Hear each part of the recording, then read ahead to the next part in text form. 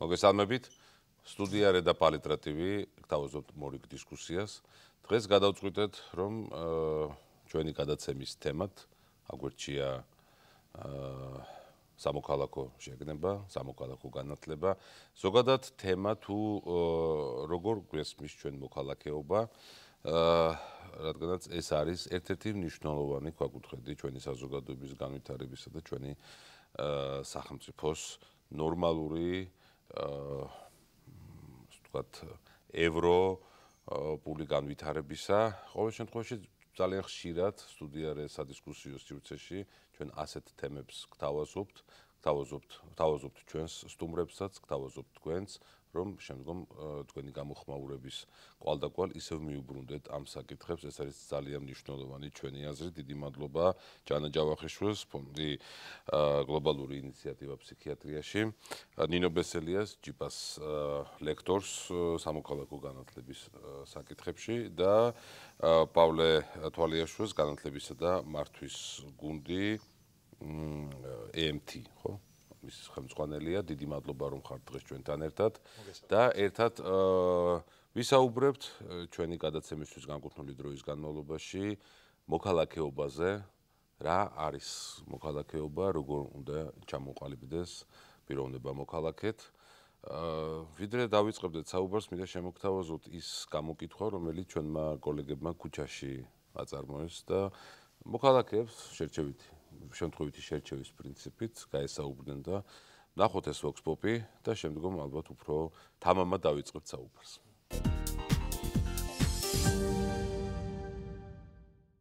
თქვენი აზრით როგორი უნდა იყოს კარგი მოქალაქე? ალბათ უნდა იყოს აქტიური, თუ ახალგაზრდა, ესე იგი, უნდა იცავდეს ყველა წესს და კანონს. მარტო ახალგაზრდა უნდა იცავდეს? არა, ყველა აბსოლუტურად. თქვენ თუ იცავთ წესრიგს ქალაქში, თუ არ უყევთ მაგალითად მარეგულირებელ ნიშნებს? არა. ყრით თუ არ ანაგავს? არა. სამოქალაქო განათლება სად მიიღეთ? სამოქალაქო განათლება ოჯახშიც მიიღება და სკოლაშიც. უნივერსიტეტშიც, ყველგან. სამოქალაქო წესრიგი ყველამ უნდა ავიღოთ წესრიგი. წესრიგი არ არის მთავრობის ან პოლიციის საქმე. წესრიგი არ თითოეული მოქალაქის. თუ აქ წესრიგი არ დავიცვალი, ერთ კაცს ერთ პოლიციას დავაყენებ თუ რა? უნდა იღებდეს სამოქალაქო სამოქალაქო განათლებას უნდა აგებულოს სამოქალაქოში, საზოგადოებაში. პირველ რიგში სკოლაში. სკოლა არის საფუძველთა საფუძველი და უმაღლესი სასწავლებელი ხომ ეს აუცილებელია დღეს ყველასთვის. თქვენი აზრით როგორი უნდა იყოს კარგი მოქალაქე? პირველ რიგში ჩემი აზრით უნდა ზრუნავდეს საკუთარ ქალაქზე, ქვეყანაზე რა თქმა უნდა, არ უნდა დააბინძუროს ყველაფერი და ეხმარებოდეს თავის საკუთარ მოქალაქეებს. თქვენ თუ იცავთ წესრიგს ქალაქში? ვცდილობ რომ ყველანაირად წესებში ჩავჯდე. კარგი მოქალაქე უნდა იყოს მოქალაქე, რომელიც ადამიანებთან უყურეს ურთიერთობას, ანუ იმ კომუნიკაციის სისხლს უნდა გააცეს, კომუნიკაციის უნარი, მან არ უნდა დაარღვიოს საზოგადოებრივი წესრიგი, სამწუხაროდ დღეს ძალიან ბევრი ფაქტი ხდება. უნდა იყოს ჩვეულებრივად სიცოცხლის მოყვარული, მარტო თავისთავი კი არ უნდა უყვარდეს, ყველა უნდა უყვარდეს, ნებისმიერი რასისა და ერის წარმომადგენელი. უნდა იყოს სიკეთით სავსე, უნდა სცემდეს პატივს თავის სარწმუნოებას, უნდა იყოს ყველას მოსიყვარულე და ყველას დამხმარე.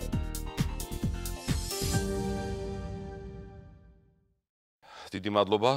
ეს იყო Vox Pop-ი, რომელიც ჩვენმა კოლეგებმა თბილისის ქუჩებში ჩაწერეს თუ როგორ ესმით მოქალაქეებს თავად მოქალაქეობის ცნება და როგორ წარმოუდგენიათ მან როგორ უნდა იყოს მოქალაქე, როგორ უნდა ჩამოყალიბდეს მოქალაქე. რომ მოусმენდით აი ამ გამოკითხვას, ხალბატონინო, რაღაც თითქოს პრობლემა არ უნდა იყოს ჩვენ საზოგადოებაში, ხო? ისეთი მრავლისმომცველი პასუხები გასცეს, ეს მართლა შემთხვევითი შერჩევით იყო ეს. თუმცა მაინც ვაწყდებით ყოველ დღიურობაში პრობლემას სწორედ მოქალაქეობის. რა არის ეს მოქალაქეობა? მადლობთ მოწვევისთვის. რა არის მოქალაქე? ვინ არის მოქალაქე? ეს არის პიროვნება, რომელსაც უფლებების გარდა აქვს მოვალეობები.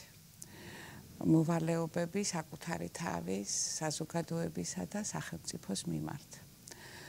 და მას უნდა კონდეს გაცნობიერებული, რაც ჩვენმა მოქალაქეებმა აღნიშნეს, რომ პატრიოტიზმი სამშობლოს სიყვარულთან ერთად არის სამშობლოზე ზრუნვა და თავის თანამოქალაქეებზე ზრუნვა. ასევე მოქალაქეს უნდა გააჩნდეს რამდენიმე მიმართულების წიგნიერება. ეს გახლავთ იურიდიულ-პოლიტიკური წიგნიერება, რაც გულისხმობს პოლიტიკურ კულტურას, არჩევნებში მონაწილეობას, ანგარიშვალდებულებას ხელისუფლების მიმართ და მოთხოვნას ხელისუფლებისადმი, რომ ანგარიშვალდებული იყოს მოქალაქეების წინაშე. ასევე უფლებების ადამიანის უფლებათა დეკლარაციის კონვენციის ცოდნას, ასევე მეორე სახის წიგნიერება, რომელიც მოქალაქეს უნდა გააჩნდეს, ეს გახლავთ სოციალურ-კულტურული წიგნიერება, რაც ჩვენმა მოქალაქემ აღნიშნა, ეს არის შემწყნარებლობა, ტოლერანტობა, სოციალური უნარჩვევები, როგორც პიროვნული, ასევე კონფლიქტის მოგვარება, ემპათია და ასე შემდეგ. ასევე მას უნდა გააჩნდეს ეკონომიკური წიგნიერება, რაც გულისხმობს დამსაქმებლისა და დასაქმებულის ურთიერთობას, მომხმარებლის უფლებებს და მის დაცვას და ასე შემდეგ.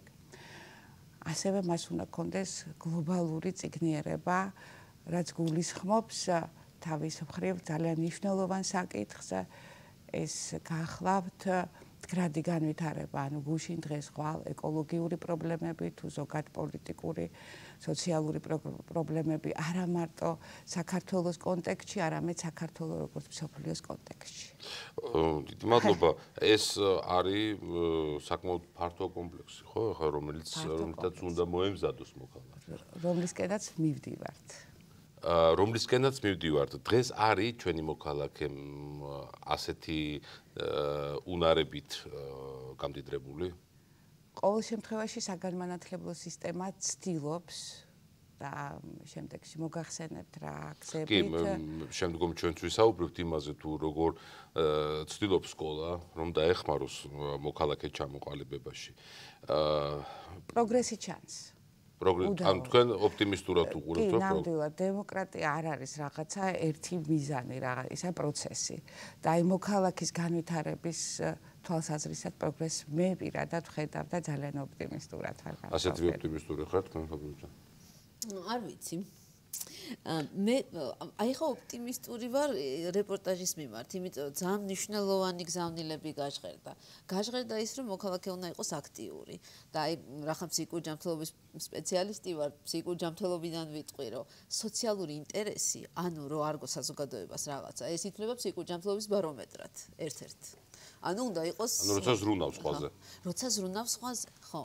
მეორე რაც გაჟღერდა ძალიან მნიშვნელოვანი, რომ გაზიარებული წესები ცხოვრება უნდა შეგეძლოს. ეს ძალიან მნიშვნელოვანია. ანუ იქნება ეს კანონი, თუ იქნება საზოგადოებაში მოლაპარაკებული წესები, რაღაცა კონსენსუსი. მესამე რაც გაჟღერდა ძალიან მნიშვნელოვანი, რომ ეს შენიდან გამომდინარე უნდა იყოს. იმიტომ კი არა რომ შენ ან გეშინია, ან ვიღაცა გითითებს და ასე შემდეგ. არა, იმიტომ რომ კონტროლის ლოკუსი არის ფსიქოლოგიაში ცნება. შენ გაქვს შენი ასე ვთქვათ, საყრდენი წერტილი შიგნით და შენი წამსიდან გამომდინარე იქცევი აქტიურად, გაქვს სოციალური ინტერესი, ზრუნავ გარემოზე, იზიარებ წესებს. ერთადერთი რაც დამაკლდა და აი აქ ვარ ცოტა პესიმისტური. მაგრამ ეხლა პესიმიზმი ცოტა ხმამაღალი ნათქვამია. ესე იგი, მაშინ, როდესაც გაზიარებული წესი ისეთია, რომ ვიღაც უფლებას ხვდავს, აი მაშინ არის მოქალაქეობა, რომ შენ ხმა ამოიღო, აიმაღლო და არ შეგეშინდეს. და ეს არის სამოქალაქო ეს უკვე იმას ნიშნავს, რომ აქტიური უნდა იყო, ხო? ეგ არის, ხო. ეგ არის და შენ არ უნდა შეგეშინდეს გარკვეული გაზიარებული კონსენსუსის წინააღმდეგ წასვლა, თუ შენ თვლი, რომ ის ლახავს ზოგად საკაცობრიო ფასეულობებიდან, ადამიანის ფასეულობებიდან, ჰუმანისტური ფასეულობებიდან ვიღაცის უფლებას, ან ლახავს უბრალოდ ადამიანის უფლებას იცხოვროს. ანუ თქვენი აზრით არის დღეს ჩვენ საზოგადოებაში რაიმე ისეთი ნიშნული, რომელიც არის გაზიარებული საზოგადოების უმრავლესობის მიერ, მაგრამ ის სწორედაც დისკრიმინაციულია. ქრონიკულად ეს პრობლემა არის 90-იანებიდან მთელი ჩვენი ეთნოპოლიტიკური კონფლიქტები ფაქტიურად ამ ნიადაგზე რასაკვირველია ძალიან დიდი პოლიტიკური შემადგენელი აქვს, მაგრამ ის რომ სტუმრების კონცეფტი შემოვიდა თავის დროზე, რომ ჩვენ ვართ ლოკალური და ისინი სტუმრები არიან და ამიტომ სტუმარი უფრო ნაკლები უფლებების მქონე უნდა იყოს, ხო ეთნიკურ უმცირესობებზე. რომელი ერთი მაგალითი მოვიყვანო, მაშინ მთელი გადაცემა უნდა ამას მიუძღვნათ. რასაკვირველია არის ძალიან ბევრი კონსენსუსი ჩვენ საზოგადოებაში, რომლის წინააღმდეგაც თქვათ მე ვერ ხედავ ისე ძლიერ ასე ვთქვათ მოქმედებას როგორც მინდა რომ დავინახო. ხშირად ხომ არ ცდილობს მოქალაქე, სწორედ იმის გამო, ბატონო პავლე, რომ აი თანხმდებით, რომ ეს არის ჩვენი საზოგადოებისთვის მისაღები ცხოვრების წესი და მე ამას ვარქმევთ ხან ტრადიციას, ვარქმევთ ხან ისტორიულ გამოცდილებას და ასე შემდეგ და ვამბობთ, რომ აი ეს უნდა შევინარჩუნოთ და ძალიან ბევრ შემთხვევაში შეიძლება სწორედაც თანამედროვე სამოქალაქო შეგნებასთან მოვიდეს ეს წინააღმდეგობაში. და მე უწევთ რაღაც ძალიან მნიშვნელოვანი ბარიერების გადალახვა მოქალაქეებს. კიდევ ერთხელ მოგესალმებით, მადლობა მოწვევისთვის. არის ალბათ მნიშვნელოვანი გასათვალისწინებელი ფაქტორი, წესი ვის მიერ არის შემუშავებული. წესის შემუშავება, იგივე სტანდარტები, იგივე დაუწერელი კანონები ხდება სხვადასხვა სტრუქტურული ერთეულების მიერ ან არაფორმალური ჯგუფების მიერ. ფორმალური ჯგუფები ადვილად ახერხებენ, რომ დაწერილი ქონდეთ ყველაფერი, ამბობენ, რომ ეს არის კანონი, ეს არის ჩვენი შინაგანა წესი, ეს არის ჩვენი ნორმა. მარტივი მაგალითი რო ავიღოთ, ხო, სპორტის რომელიმე სახეობაში, როდესაც არის გაწერილი წესები, თუ გინდა რომ იმ სპორტში მიიღო მონაწილეობა, იმ წესებით უნდა ითამაშო.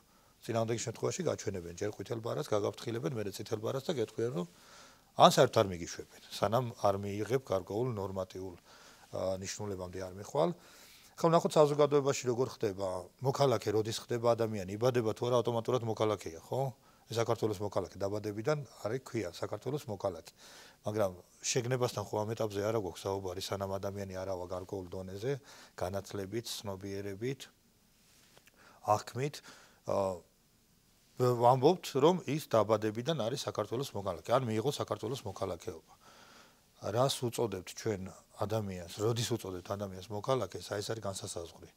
ბუნებრივად იმის გამო, რომ შენ გაქვს პასპორტი ან პირადობის მოწმობა, სადაც წერია, რომ დაიბადე საქართველოში, ან ფორმალურად ეს მოქალაქეობა. მოქალაქეობა, მაგრამ ჩვენ მეგონი სხვა მოქალაქეობაზე გვაქვს აქცენტი აბსოლუტში, არა იმაზე, რომ ვიღაცამ დაგიწერა, რომ შენ მოქალაქე ხარ, არამედ შენ აი აქ გულში და გონებაში რა მომოძრავებელი მექანიზმებია, რომელიც გიბიძგებს შენ გარკვეული ნაბიჯები გადადგა ადამიანს, ხო? აი თუ აქ დაუბრუნდებით ისე შემუშავებულ წესებს, რომელიც ვიღაცამ დამიწესა და მე მინდა იმ საზოგადოების წევრი გავხდე, მაშინ მე ვიწყებ ფიქს, რომ შემიძლია თუ არა ამ წესებით ვიმოქმედო. თუ ეს საზოგადოება გადმოიყვანო იმ წესებზე, რომელიც მემაწყობს. ძალიან ბევრი დეკლარირებული პოზიტიური მესიჯი გაჟღერდა, რომ არ უნდა გავაკეთოთ ესე, პირიქით უნდა გავაკეთოთ ასე, ვიყოთ ტოლერანტები, ვიყოთ შემწყნარებლები, ვიყოთ მეგობრულები, ძალიან კარგია რა თქმა უნდა.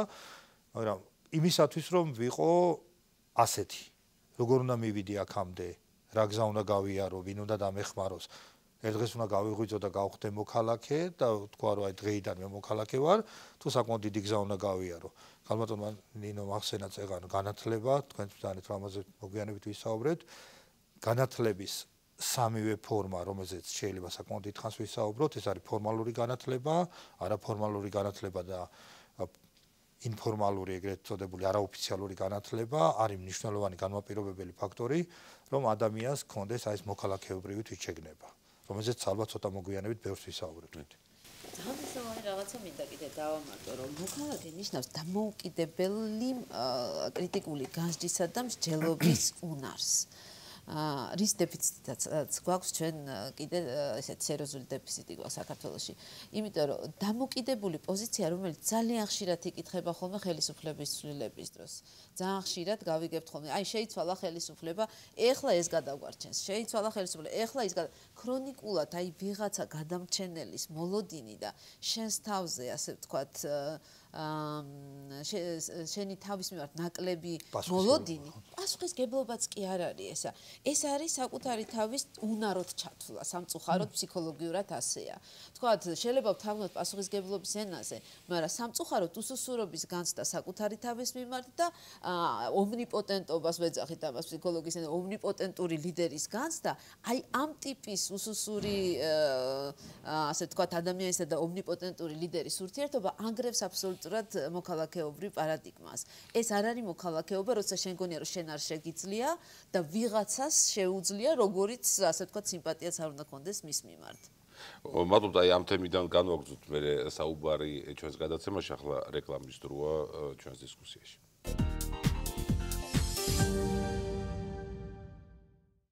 სტუდია რედა პალიტრატივი განაგრძობს დისკუსიას ჩვენ სამოქალაქო განათლებაზე, სამოქალაქო თვითშექმნების ამაღლებაზე ვსაუბრობთ დღეს. გაბატონო ჯანო, თქვენ ახსენეთ თემა, როდესაც თითქოს უუნაროდ შეიძლება გამოჩნდეს მოქალაქე, როდესაც ის უსუსურად, როდესაც ის არის მოლუდინში ახალი ხელისუფალის მოსვლის, რომ ის გადაგვარჩენს. თან პლუს ეს უსუსურობა ინიღბება ხოლმე აი ახალი ხელისუფლის დიდ გუნდთან ასოცირებაში და ჩვენობაში.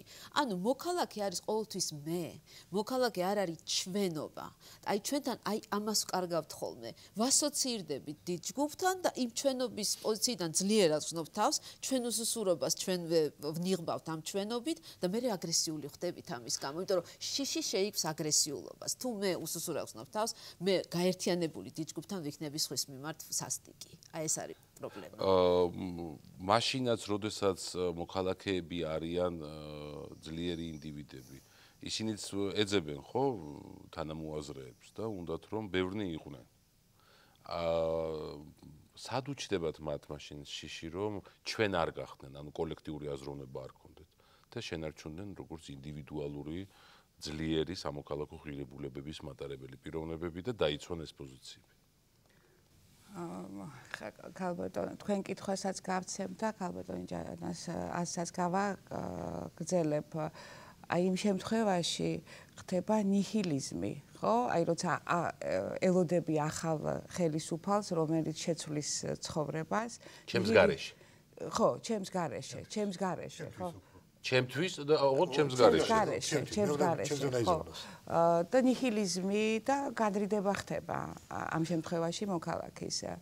და ვთქვათ, თუ პიროვნება არის აქტუალიზირებული, გძნობს თავის თავში ძალას, ცოდნას, რომ იყოს აქტიური, ინიციატივები ქონდეს, რაღაცა გარკვეული ძვრები მოახდინოს სამოქალაქო საზოგადოებაში, შექმნას რაღაც გარკვეული ორგანიზაციები, ჩაერთოს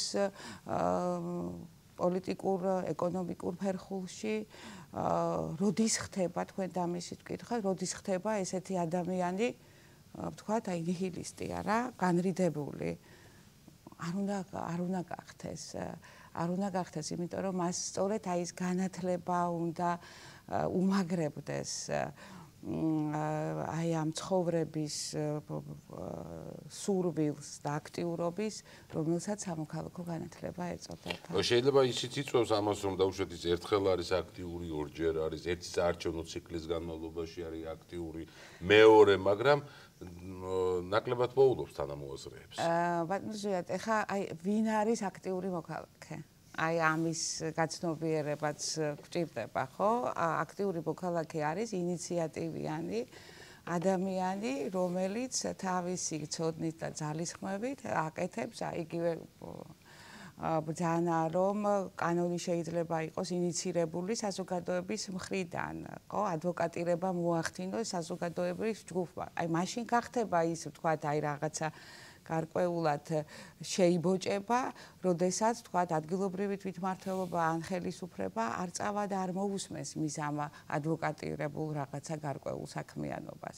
მაგრამ აი ჩვენ სკოლიდან ვცდილობთ, რომ დაინერგოს ისეთი აქტივობები, ისეთი პროექტული სწავლებები, ფორმალური და არაფორმალური განათლება, რომელიც გაზრდის სწორედ მომავალ აქტიურ მოქალაქეში აი ამ უნარჩვევებს, ინიციატივას, მოხალისეობას, ადვოკატირებას და სხვადასხვა ჩართულობას საზოგადოებრივ ცხოვრებაში. კი ბატონო, აი სკოლა ამას ეცდება, არაფორმალური განათლების სისტემები ამას ეცდება, მაგრამ არის კიდე სუბკულტურული მომენტები ხო საზოგადოებაში, რომელიც ყოველთვის ცდილობს, რომ თავისი წესები იყოს უფრო მეტად სხვადასხვა სუბკულტურული ახლოური წესები.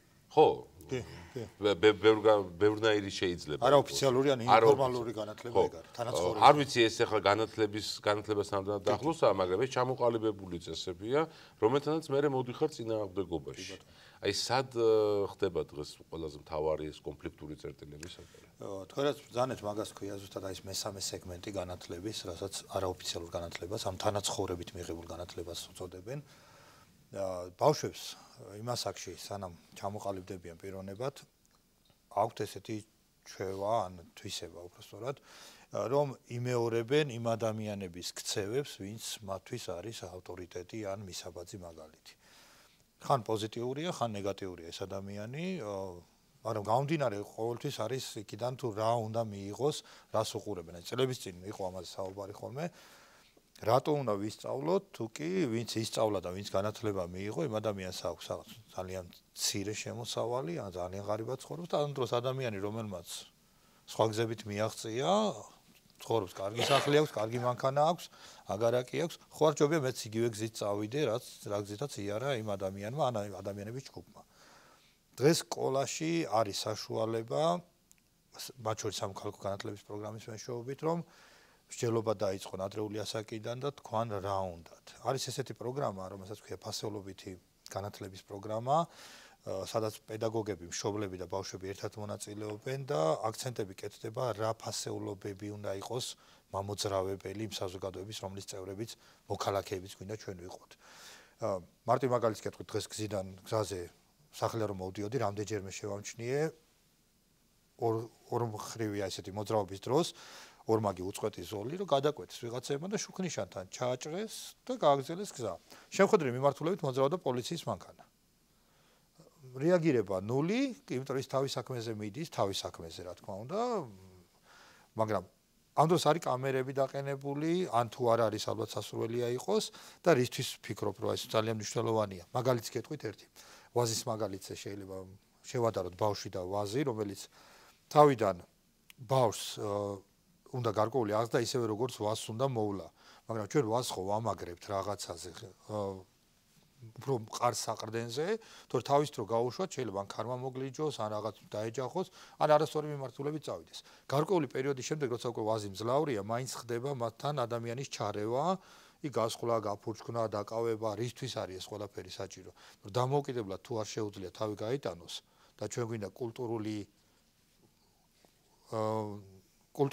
ვაზის კულტურა, რომელიც არის კულტურული და არა გარეული ვაზი მივიღოთ, რომ გარეული ვაზიც ხო არის, ხარობს ისიც გაძლევს ნაყოფს, მაგრამ ჩვენ როგორი გვინდა, თუ გვინდა რომ მივიღოთ ასეთი კულტურა, რომელიც არის უფრო მეტის მომცემი, უფრო ნაყოფიერი, უფრო გემრიელი, ალბათ რაღაც ჩარევები უნდა მოხდეს. და ეს ჩარევები არის ზუსტად ამ ჩარევებმა შეიძლება სხვა შედეგი გამოიღოს, ხო? აი, გეტყვით, იგივე ვაზს რითი ამაგრებენ, ხო? იქ ვაზი რო დაამაგრო, როდესაც დასამაგრებელია ლითონის ღეროთი, ლითონის მართული და მაგრამ უჭირო დააზიანებ. ამიტომ ამაგრებენ სიმინდის ფუჭეჭის სიმინდ. რატო? ამასაც აქვს მნიშვნელობა, როგორ ჩაერიო, რომ არავნო. აი ძალიან ხშირად მაგალითად, თითქოს ამას ვსაუბრობთ, რომ ხდება სამოქალაქო განათლებით ახალისება აი სამოქალაქო აქტივობისა, ხო? მოსწავლეების, რომლებიც იზრდებიან, ისინი ერთი მხრივ მოდიან წინააღმდეგობაში იმ რეალობას, რომელსაც ხშირად აწყდებიან. მე მაგალითად რამდენიმე სტუდენტისგან ხშირად მოვისმენე და პროტესტი მქონია იმის გამო, რომ დავობდი მასთან, ხშირად ამბობენ, რომ ყველაფერი ხო მაინც ჩაწყობით არის ამ ქვეყანაში. ანუ ეს ყველაფერი მაინც ჩაწყობით არის ამ ქვეყანაში, ეს არის სუბკულტურული შტურმი, ხო? ხო, ჯერ ის ერთი აუცილებლად მინდა თქვა, რომ სწორედ ამ სარის პრობლემა გვაქვს, რაზეც იქნება ორიენტაცია, იმიტომ რომ არავისთვის არ არის საიდუმლო, რომ მაინც სამოქალაქო განათლების თვალსაზრისით პედაგოგების მომზადება სასურველია უფრო, მაგრამ ესეც არის, რომ ალბათ ჩვენი თაობა უნდა შეიცვალოს. მოსეს მაგალითი მომყავს ახლა. თაობა უნდა შეიცვალოს, იმიტომ რომ მე ვიცი, ვთქვათ, ბევრი მაგალითი ვიცი ისეთი, რომ ვთქვათ, პედაგოგი ასწავლის თანასწორობას, მაგრამ თვითონ არ აქვს ტოლერანტული დამოკიდებულება, ესე იგი სახელმწიფო ცდილობს რომ ასწავლოს, მაგრამ პირადი მაგალითი როგორც თქვენ ბრძანეთ ბატონო პავლე, ვეროთ რომ მეტყველია და ამას სოციალურ დასწავლას ვეძახით, ის ბავშვი სწავლობს პირდაპირ პედაგოგისაგან არატოლერანტობას. როგორც არ უნდა პედაგოგმა ცადოს რომ არტიკულირება გააკეთოს ტოლერანტული განწყობისა.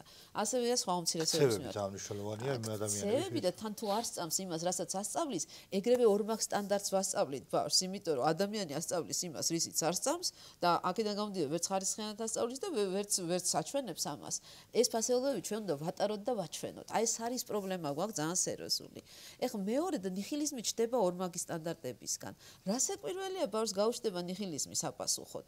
ანუ ამას არა მარტო, რა ვიცი, სუბკულტურულია თუ უფრო აი ხო, ნუ სერიოზული პრობლემა არის ეს. იმიტომ რომ მაგრამ მე ქალბატონ ნინოს ვეთანხმები რომ თაობა გამოიცვლება და ეს ალბათ თანდათანობით შეიცვლება. მეორე რაც მინდა თქვა რომ ძალიან მნიშვნელოვანია. ძალიან ადრე ხო არა რომ საუბრობთ არა? არა, ამაზე სულ არის საჭირო საუბარი. ჩვენც ასე მიგვაჩნია, იმიტომ რომ ეს არის მუდმივი საჭირო. ამაზე რეფლექსია საჭიროა, იმიტომ რომ თუ არის პრობლემა რომ ადამიანს არ სწავს და ასწავლის იმას, რისიც არ სწამს, ნუ მაშინ რასაც სწავლის, ხო? ორმაგ სტანდარტს ასე გამოდის, ხო? 98 წელს ხონდა მსგავსი სიტუაცია. 98 წელს ბავშვები წავიყვანეთ არმაზის ხეობაში, რომ სტუდენტობისას ალბათ ყველა ქართველი, ყველა სტუდენტი ერთხელ მაინც არის დამყოფი და ორი ჯგუფი იყო, დაახლოებით 100 ბავშვი წავიყვანეთ, იყვნენ სადღაც მე-6-დან მე-9 კლასამდე. იმის შემდეგ არის გასული დაახლოებით 15-16 წელი. დღესაც კი ის ბავშვები რომ ხვდებიან, ვინც ის ხეობა დაასუფთავა და ერთი ტრაქტორი ნაგავი ჩამოვიტანეთ მაშინ. მეუბნებიან რომ ბატონო პავლე, იმის შემდეგ კიდე ვიყავით და ნაგავი კიდე ყრიაო, მაგრამო ჩვენო სადაც მივდივართ, ნაგავს აღარ ვყრით. და არც მეგობრებს ვაძლევთ იმის უფლებასო, რომ იქ ნაგავი დატოვონ. ამიტომ აი ქმედებები, ბევრი რაღაცის გაკეთება, სანამ ადამიანს უკვე წიგნიდან ვასწავლ. შემდეგი ეტაპი ალბათ ის არის, რომ სხვისი დაყრილი ნაგავიც არ დატოვო, ხო? დიახ, მაგრამ ეგ უფრო რთულია, რომ სხვისი იმდენად ბევრია ეს, რომ ადამიანმა მოქალაქემ რომ ქუჩაში ჩამოიარო და სხვისი დაყრილი აკრიფო, არც ხანდახან დრო არ აქვს, ხანდახან ის შესაბამისად არ ახარ. მაგრამ აი ჩემი შვილის მაგალითს გეტყვით, რომელმაც წაიკითხა, ნახა და დღესდღეობით ძალიან ბევრი ადამიანს აძლევს შენიშვნას, საღეჭი რეზინი არ დააგდოთ დაბლა. რომ ჩიტები, რომელმაც შეიძლება ეს საღეჭი რეზინი შეჭამოს, იღუპებიან და იმდენად უყვართ ცხოველები, რომ თავის ცხოველიდან გამომდინარე ამის ტრანსფერს აკეთებს და ანალოგიებს აკეთებს, რომ ის ჩიტი, რომელიც არავისი არ არის ფაქტიურად, ხო, ჩვეულებრივი ჩიტია, ბეღურა, ან მერცხალია, კონკრეტულად არავის საკუთრება არ არის, არავისი ის არ აქვს, ნიშანი არ აქვს, რომ პავლე თვალიაშვილის ჩიტია, ჩემი შვილი ზრუნავს იმ ჩიტზე, რომელიც რეალურად არსებობს თუ არა არ იცის. ასევე აკეთებენ მისი მეგობრები, რომლებიც 4 აპრილს გამოვიდნენ წვიმაში და ქარში და ცხოველების დაცვისთვის გარკვეულ აქციაში მიიღეს მონაწილეობა.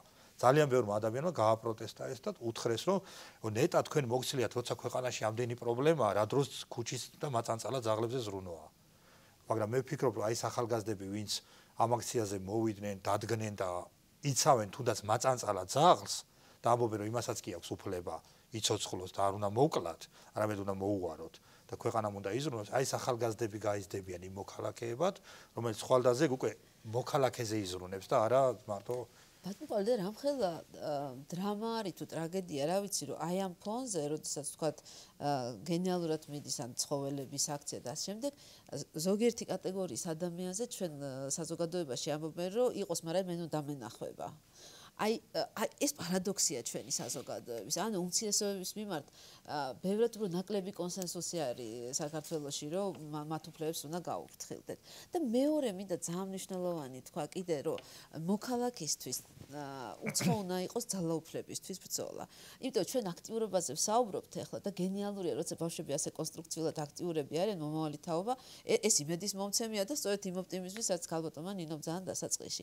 მაგრამ აქტიობას გააჩნია. ჩვენ საზოგადოებაში აქტიურობა ძალიან ხშირად არის ასე ვთქვათ ნიშანი იმისა, რომ ადამიანი ისწრაფვის ძალაუფლებისკენ. აი როცა ჩანაცვლებული არის სოციალური ინტერესი და ზრუნვა ძალაუფლებისკენ სწრაფვით, იქ ისევ იკარგება ეს მოქალაქის ვექტორი, იმიტომ რომ მოქალაქე უნდა იყოს დამოუკიდებელი ხელისუფლებისგან. რა შეიძლება ეს აქტიური მოქალაქე წავიდეს ხელისუფლებისკენ? ხო შეიძლება რომ ის მოხდეს ხელისუფლება? რა განზრახვით, რა мотиваციით? ძალაუფლების мотиваციით თუ მაგალითი რომ ეს ხო რაც ბატონმა პავლემ ბრძანა, ეს არის სწორედ სამოქალაქო მონაწილეობის ერთ-ერთი გამოვლინება, ხო, რაღაც აქციებში მონაწილეობის მიღება, რაც არის დემოკრატიის ერთ-ერთი პრინციპი. და თქვენ რაც ბრძანეთ აი ამ შემთხვევაში რომ ძალაუფლების ბოროტად გამოყენების ასე ვთქვათ ჩარჩო არის ერთგვარად დემოკრატიის ერთ-ერთი პრინციპი კიდევ და როდესაც უკვე ბავშვობიდან გაცვით ცნობიერებული აქვს პიროვნებას მომავალ მოქალაქეს თუ აი ეს პრინციპები დემოკრატიის პრინციპები ხო ან დაუშვათ სხვა მოქალაქეებს აქვთ კიდე გაძლიერებული სწორედ ის უნარი რომ შეუზღუდონ მას ეს ზედმეტი რაც თავიდან აღნიშნე მე პოლიტიკური და იურიდიული წიგნიერება სწორედ აი ამას მოიცავს რომ მათ აქვთ ანგარიშვალდებული უნდა იყოს ხელისუფლებაც და საზოგადოებაც ერთმანეთის მიმართ და აი სწორედ აქტიური სამოქალაქო საზოგადოება ის საზოგადოება რომელიც აკონტროლებს ხელისუფლებას ოღონდ გარკვეული არგუმენტების და ცოდნის საფუძველზე და ასევე გამჭვირვალე უნდა იყოს ხელისუფლება ის მე ხა აღნიშნავ დემოკრატიის პრინციპებს რომელსაც ჩვენ სკოლაში და უნივერსიტეტებში ვასწავლით და უკვე ამ ცოდნით შეიარაღებული ადამიანის შიში იმისა რომ მან ძალაუფლება ბოროტად გამოიყენოს და გადაიზარდოს თქვა დიქტატურაში ან რაღაცა თავისი ინტერესების დანერგვაში და თქვათ ხელისუფლება თავისი პიროვნული კეთილდღეობისთვის გამოიყენა ნაკლები იქნება. აი სწორედ ეს არის პროცესი. ხალხო, აი ერთი სერიოზული პრობლემა ალბათ დღეს როცა სამოქალაქო განათლებაზე ვსაუბრობთ სკოლაში, ხო? ვინ აწუდის ამ პირველ ცოდნას მოსავლეს? ვინ არის ის, ვინც არის აღჭურვილი უკვე სამოქალაქო განათლების აი ამ უნარებით? და როგორ ხდება მისი მომზადება? იმიტომ რომ ძალიან ხშირად სწორედაც ძალიან ხშირად მომისმენია სხვადასხვა სკოლის კურსდამთავრებულებისგან, რომ ძირითადად ეს არიან მასწავლებლები, რომელსაც ამ საათები აკლდებათ, ან დაუშვათ განსაკუთრებით ისტორიის და ქართულის მასწავლებლები არიან მონდომებულები, რომ სამოქალაქო განათლების საგანი ასწავლონ მოსწავლეებს. აი როგორ ხდება ეს, რა პრინციპით ხდება? რამდენად არიან ისინი მგრძნობიარენი ამ პრინციპების მიმართ? მოკეთ მე რაღაც გარკვეულ სურათს მივაწვდი მაყურებელსაც და თქვენ კითხვაზეც გავცემ პასუხს, რა მდგომარეობა პედაგოგიკის თვალსაზრისით, მომზადების თვალსაზრისით სამოქალაქო ძალიან მნიშვნელოვანია, ხო? სამოქალაქო განათლება დღესდღეობით სკოლაში და სკოლა არის სახელმწიფოს მოდელი ერთგვარი, ხო? მე-9-მე-10 კლასებში ისწავლება. და მას ასწავლის ძირითადად ისტორიის, გეოგრაფიის, ლიტერატურის, შეიძლება შეხვდეს ხელოვნების მასწავლებელს კონდეს ეს საათი, ფიზიკური აღზრდის მასწავლებელს კონდეს ეს საათები, სამწუხაროდ იყო და ეს ტენდენცია უმჯობესდება.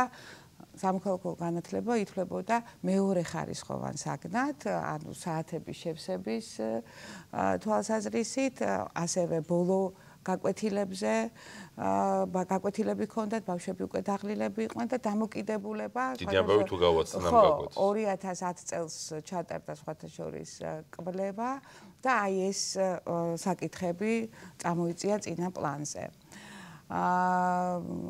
და რა ხდება დღევანდელ დღეს? დღევანდელ დღეს ბევრი აქტორია ჩართული ამ საკითხებში. პედაგოგის გადამზადების თვალსაზრისით. დღეს უმაღლეს სასწავლებლებში სამწუხაროდ არ გვაქვს არც არც ბატონო არც სამაგისტრო პროგრამები ამ მიმართულებით. სამოქალაქო განათლების პედაგოგის თქვათ აღზრდა და მაგრამ რა ხდება ახლა ეს მინდა გითხრათ რომ სხვადასხვა არასამთავრობო ორგანიზაციები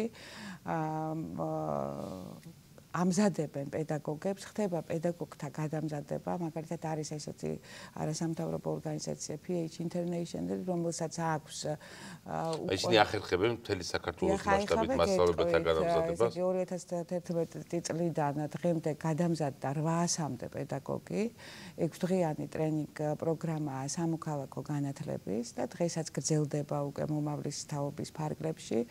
430 სკოლაა ჩართული ამ პროგრამაში და როდესაც მოხდა კვლევა ამ პედაგოგების, ვთქვათ, როგორ იყო პრეტესტით, პოსტესტით და სხვადასხვა კვლევებით აღმოჩნდა, რომ დონე ნამდვილად გაზრდილია და ეს უკვე მოსწავლეებსაც ეხება და კიდევ ერთი რამ მინდა გითხრათ, რომ პედაგოგის გარდა შემოვიდა ძალიან საინტერესო ინსტიტუტი სკოლაში, ეს არის სამოქალაქო განათლების კლუბი. რომელიც აი აქტიურად მხარდაჭერით ხორციელდება, რომელმაც საოცრად გაზარდა მოსწავლეთა мотиваცია ინიციატივების და პროექტული სწავლების მიმართულებით და დღეს უკვე იგეგმება არა მარტო კლუბში აი ეს აქტივობების, არამედ ყოველ გაკვეთილზე, ყოველ საგაკვეთილო პროცესში საპროექტო სწავლების აი ესეთი შემოტანა. მაგრამ აქ საუბარია ისევ მე-9-მე-12 კლასებზე, ანუ მე-3 საფეხურზე, ხო? დიახ, დღესდღეობით ესეა, თუმცა აი ზუსტად მანდარი პრობლემა. ეს ხომ არ არის პრობლემა, ხომ არ ჯობს რომ ეს იყოს საფეხურებრივი და უშუალოდ უკვე დაიწყო, მინდა გითხრათ. რომელ ეტაპზე? დავუშვათ დაწყების სკოლაში. მომზადება იწყება ეროვნული სასწავლო გეგმის, რომელიც აი სამოქალაქო განათლების მნიშვნელოვანი საკითხები მე-3 კლასიდან დაიწყება უწყვეტად, ინტეგრირებული ჯერ და მერე თუ მექნებათ რა. მე ვიტყოდი, რომ უაღრესად დიდი პრობლემაა ის, რომ სწავლებით, რაც ბატონმა პავლემ თქვა, ჩვენ ამას ვერ ვასწავლით. სანამ სკოლას არ ექნება თვითმმართველობა, მანამდე მოქმედი რეალური თვითმმართველობა მითია ყველაფერი. ეხლა თუ მოქალაქეობაზე ვსაუბრობ, ნუ დავხუჭავთ თვალებს, რომ არაკონგრუენტულია სკოლა, რომელიც მოქალაქეობას ასწავლის და თვითმმართველობა მას არ აქვს. განათლების სისტემის რეფორმა არის საჭირო და სკოლას უნდა ჰქონდეს რეალური თვითმმართველობა და არა ზემოდან ქვევით, ასე ვთქვათ, მართვის სისტემა. სხვანაირად ჩვენ არ შეიძლება მივცეთ ბავშვებს ცოდნა შესახებ. ჩვენ უნდა მივცეთ ცოდნა და გამოცდილება მოქალაქეობისა და სანამ სკოლას თვითონ არ აქვს, ასე ვთქვათ, მოქალაქეობრივი კულტურა, თვითმმართველობა. ეს, რა ვიცი, ეს ერთი, რაც ძალიან სერიოზული პრობლემა მიმაჩნია იმისა, რომ აი ვთქვათ, აღზარდოთ მოქალაქეები იმ გაგებით, რაზეც ქალბატონი ნინო საუბრობს. მეორე, ეს უნდა იყოს ჩაქსოვილი მთლიანად მთელი სწავლების პროცესში. ეს არ უნდა იყოს ან მე-3 კლასიდან, ან მე-10 კლასიდან. ფრაგმენტული არ უნდა იყოს. ეს უნდა იყოს ერთი. ყველა კლასში, ყველა საგანში. ჯერ ეს ერთი უნდა იყოს კულტურა, ანუ თვითმმართველობა და მონაწილეობა. სკოლის თემის სრულად უნდა მონაწილეობდეს სკოლის ცხოვრებაში. არ შეიძლება რომ სკოლის დირექტორს ეშინოდეს განათლების სისტემის ზედა საფეხურებისა და ისე მიდიოდეს მართვა. ხო, ჩვენ ქონდა ეს სერიოზული პრობლემა და ეხაც მანდ-მაინც ვერ ვიტყვი რომ გადავლახეთ. და მეორე, აი მაგალითად ინგლისის მაგალითი მინდა მოვიყვანო. იქიდან გამომდინარე ვიცი რომ ბოდ ჩემი დიშვილი იქ სწავლობს სკოლაში. ვთქვათ მე-4 კლასში როცა არიან და მანამდე კიდე სხვა რაღაცებს აკეთებენ, აი ესეთი საყვალპურო მაგალითია. თვეში ერთი დღე ბავშვები მიმტანებად მუშაობენ მოხუცებულებისთვის აკეთებენ მიღების დღეს, არა იმ თემიდან, რაც გარშემო არის, მოხუცებულები მარტოები ვინ ცხოვრობენ, ასულად მარტო არ ცხოვრობს, მაგრამ უნდა ურთიერთობა, პატიჟებენ მოხუცებს, ბავშვები ბუფეტში ემსახურებიან და უხსნიან რა მიირთვან და ამ დროს საუბრობენ ანუ ზრუნვის ეთიკა ვითარდება იმ დროს. ანუ რისი თქმა მინდა, რომ ჩვენ თუ ზრუნვის ეთიკაზე, თუ თვითმმართველობაზე სულ არ ვიზრუნეთ, ფრაგმენტულად და შესახებცოდნის გადაცემით მით უმეტეს იმ პირების მიერ, ვინც არ არიან სათანადო ჯერჯერობით მომზადებული, ასე ვთქვათ, ძალიან დიდ შედეგს არ უნდა ველოდეთ ამ ეტაპზე. მაგრამ იმედია რომ ერთს დავამატებ, რა მდგომარეობა, ეხლა აი თქვენ ჩვენთანაც დაიწყო ჩვენ სკოლებში. სწორედ აი ასეთი ინიციატივები, რაც თქვენ ინგლისის მაგალითი, დიდი ბრიტანეთის მაგალითი მოიყვანეს და ძალიან ბევრი მსგავსი მაგალითი შეგვიძლია აქაც მოვიტანოთ და რაც შეეხება თვითმმართველობას, ესე იგი სამეურვეო საბჭოების რეალურ თვითმმართველობას, მოსწავლეთა თვითმმართველობას, აი კი არის რაღაც დიდი ხარვეზები ამ თვალსაზრისით, მაგრამ უკვე აი ნაბიჯები ჩანს, რომ ვთქვათ, აი გაკეთდა დამხმარე სახელმძღვანელო ადგილობრივ თვითმმართველობასთან, აი სასკოლო თვითმმართველობების ურთიერთობების, რომელიც დაეხმარება და უკვე რაღაც გარკვეული ნაბიჯები იდგმება.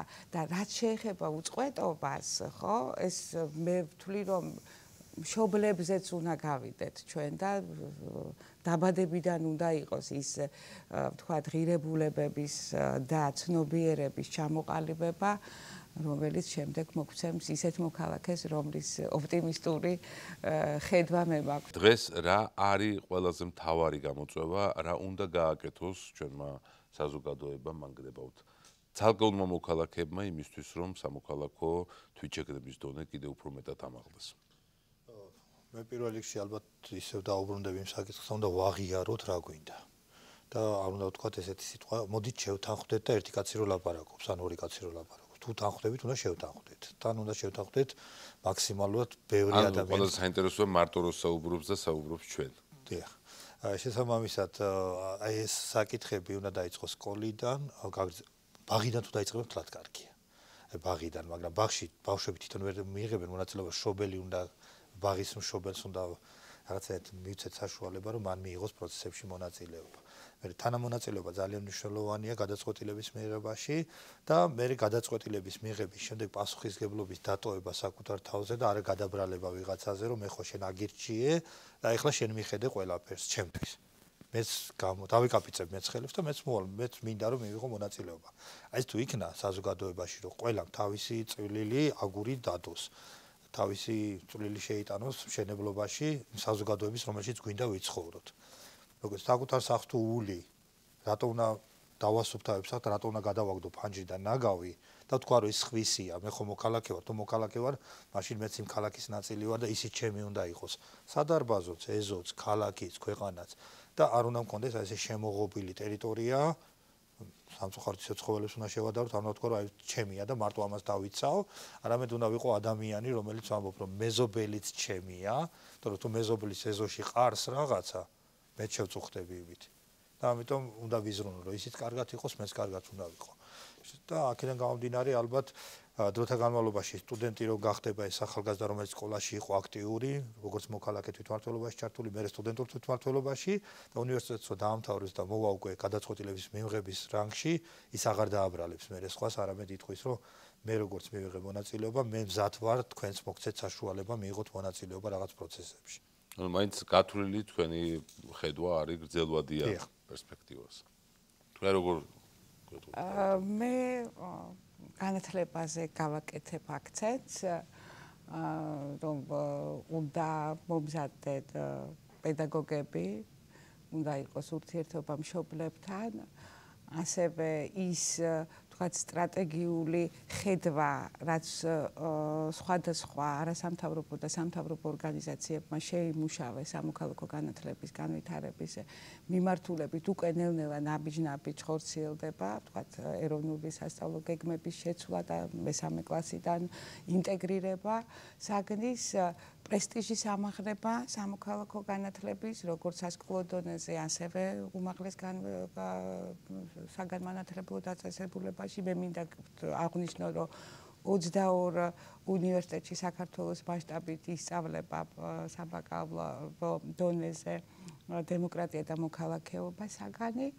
და კიდევ ერთი რამ მინდა აღვნიშნო, რახან იგავარაკი ბრძანეთ, ეს არ არის ეს რეალობა, მაგრამ ის შეგონებებს ჩვენ მალე დავინახავთ და ორი მიყვარს ეს ჩემ ლექციებზე ვაჟღერებ ხოლმე ამიგარაკებს, როდესაც ეზოპე ბატონმა გააგზავნა თავშეყრის ადგილზე და თუ იქ ხალხი არ არისო, მივალო და მოვიდა და ერთი ადამიანიაო და რომ მივიდა ქსენოფი, ნახა რომ ბევრი ხალხი იყო და რატო მომატყუეო და შესასვლელში ქვაიდო და ყველამ ფეხი წაკრა და შეიგინაო, მხოლოდ ერთმა ადამიანმა აიღო და გადადგაო. აი ესეთი ადამიანები უნდა ავღზარდოთ, რომელიც როგორც ბრძანეთ თქვენ არა მარტო თავის კეთილდღეობაზე, არამედ საზოგადოების კეთილდღეობაზე იზრუნებს და სხვის დაყრილ ნაგავს ალაგებს და კიდევ ერთი რამ ეს ძალიან მომწონს, ჩვენ ვსწავლობთ მუხაზე ასვლას, ხო? და ორი სახით შეიძლება მუხაზე ასვლა. ერთი რკოზე დავждეთ და ველოდოთ როდის გაიზრდება და მეორე ვისწავლოთ ასვლა და ავიდეთ სწრაფად. აი ეს საფეხურები სწრაფად უნდა ავიდეთ მუხაზე და ეს მუხა ჩვენი სამოქალაქო და გავაჯერეთ რომ ჩვენი გავარაკებით ესაუბროთ დღეს. აი მე სხვა რა დამჭირած პირდაპირ ტექსტიც უნდა ვთქვა. ესე იგი რეალური თვითმმართველობა ქვეყანაში. ანუ ქვეყანაში კონტექსტი უნდა მომზადდეს იმისთვის რომ სამოქალაქო განათლება მართლა კონტექსტიდან აღგვეშინდეს თვითმმართველობა. დიახ, შიში ფობიები უნდა გადავლახოთ. უნდა გადავლახოთ სამოქალაქო სექტორის ფობია, რომელიც დღეს არის ყველა დონეზე საზოგადოების. მე მაგალითად ანუ ეშინიათ სამოქალაქო სექტორი? რასაკვირა ფობია არის. ეს ერთ-ერთი ფობია არის საქართველოში გაბატონებული. მაგალითად მე ვიცი საზოგადოებრივ მაუწყებელზე გადაცემა, რომელიც აი მანტრასავით იმეორებს ხოლმე ბოლო ბლოკში თან და თუ ვთქვათ დრო იწურება ამბობს ხოლმე რომ აი მე ეს ვერ მოასწარი და აუცილებლად სათქმელია და ამბობს NGO-ებს ხმარობენ იქ სტიგმა არის გრანტი ჭამიები და NGO-ები. ის ხალხიც კი ვინც ინგლისურად არ საუბრობს, იმისთვის რომ სტიგმატიზება გაუკეთოს სამოქალაქო ორგანიზაციებს, NGO-ებს ხმარობს და აი NGO-ები დაფინანსებული მიკერძოებულია და ესე იგი ამიტომ საშიშია. ანუ ეს ფობია არსებობს. ანუ ამიტომ აი ეს ამ ფობიის გადასალახავად ძალიან მნიშვნელოვანია რომ გააცნობიეროს საზოგადოების სამივე დონემ, ხო? ხელისუფლება, სამოქალაქო საზოგადოება და ვთქვათ ორგანიზაციები და ინსტიტუციები და ასე შემდეგ და ასე ვთქვათ თვითონ თითოეული მოქალაქე, ხო? რომ მოქალაქეობა შეუძლია ყველას, ანუ ქალბატონმა ნინომ რა თქვა, იმ ქვის გადაწევა ყველას შეგვიძლია. ეს არ არის განსაკუთრებული ელიტარული როლი და შეულთა ხვედრი.